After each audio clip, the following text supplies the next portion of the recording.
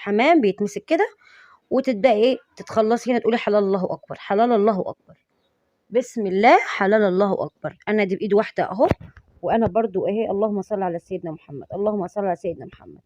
هعلمك ازاي ان شاء الله باذن الله تركات حركات سهله جدا. اه تمسك كده وتبقى بايد اللي انا ماسكه بيها الموبايل حلال الله اكبر، وتبداي ترميه كده. تركات بقى حركات ما تنسيش بقى يا حبيبتي، انا هوريك كمان. بصي طبعا مع خبره الحمام واكل الحمام، يعني انا ما باكلش الحمام بس ايه بعرف ايه اذبحه واخلصه واربيه والكلام ده. بصوا تمسكي كده، اللهم صل على سيدنا محمد، بصوا، وتمسكي كده الحمامه وتقولي ايه حلال الله اكبر، بسم الله حلال الله اكبر، تعملي بالايد التانية كده. وبكده انت مش محتاجه اي حد وتمور تمام. بس تمسكي ايه الرجمجمه كده اهي، وتمسكي كده الحاجه وتقولي بسم الله حلال الله اكبر. تمام، شايفين بسم الله ما شاء الله.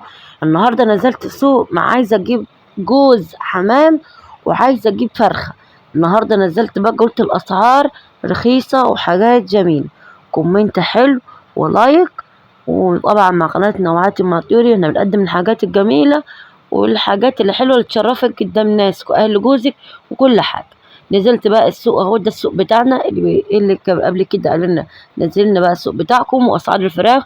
هنتكلم بقى على اسعار الفراخ واسعار البط وايه الاحسن، والرومي برضو اللي بيسالنا على الرومي، ونشوف الحاجات بتاعتنا ان شاء الله باذن الله. اهو ده السوق بسم الله ما شاء الله، فيه كل حاجه رخيصه، كل حاجه من هدوم، اسعار عتبه، كل والله اسعار عتبه. ده اسمه سوق السياح، سوق الصنايع، وصاد سوق السياح. ده ايه في الاقصر. تمام، بص الفراخ، عنده فراخ وحمام وفروج بلدي، وعنده امهات، وعنده بط مسكوفي. ده الراجل ده هتلاقيه تمشي تدخلي ما عفوا الصنايع، وهتلاقيه في وشك على طول، تمشي خطوتين ثلاثة. أسعاره جميلة وحاجاته حلوة يعني بإذن الله. أنا جبت جوزين الحمام دول، الجوز كام بقى تخيلوا معايا؟ جوز على 130 جنيه. غالي، ما أنا عارفة إن هو غالي مع الأسف، بس يلا الحمد لله. عشان يعني الواحد إيه يشتريها، أنا بشتري الحاجة حية. تمام، بس إلا الفراخ بس لحد ما أوصل بيها البلد بلاقيها إيه فرضت مني، وأنا إحنا جاي من الشغل يعني نشتري الحاجة. تمام، شايلين بقى جوز الحمام ده بسم الله ما شاء الله على 130 جنيه بالذبحة بكل حاجة، ب125 من غير ذبح. طيب هنعرف وصفات الحمام ازاي؟ ما قلت لكم قبل كده، ما تبصيش على الزجوده بتاعته او الحويصله، لا، اللي هي تحت راسه تخينه ورفيعه وكده، لا، ممكن تكون صاحبها مزجدها وكده. انا اللهم صل على سيدنا محمد واعوذ بالله من كلمه انا، بمسك صدر الحمام، صدر الحمام مليانه وحلوه كده وتملى العين، هي دي الكويس. تمام، بصوا في حاجات احنا نبدأ نعلمها لبعض، حاجات نعرف منها الحاجة، فأنا هستفيد منك وانت تستفيد مني، هي الفكرة كده. بصوا يلا عاد نصلي على النبي ونصلي على رسول الله. زي ما قلت لكم تمسكي بقى ايه من صدر الحمام، مش من الزجوجة بتاعتها، مش من حجمها، مش من تجلة، لا، تبص على الصدر، الصدر حلو كده يملى العين على طول، ايه يبقى معاكي جميل. لا اطلق الحمامة دي لو فيها زجوجة وما فيهاش صدر اجري منها وما تاخديهاش، عشان دي مش هتبقى حلوة معاها. ألف أنا وشوف العكل الحاجة. يلا بقى ندخل ونشوف هنعمل ايه بإذن الله. طبعا زي ما انتوا شايفين اهو رجعنا تاني معانا الفرخة اهو بسم الله ما شاء الله. احنا شاريين بقى الأسعار النهاردة نزل في الفراخ.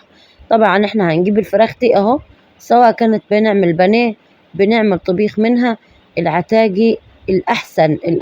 شربوا الشاي معايا اهو، اللهم صل على سيدنا محمد. الكومنت عاد كومنت حلو.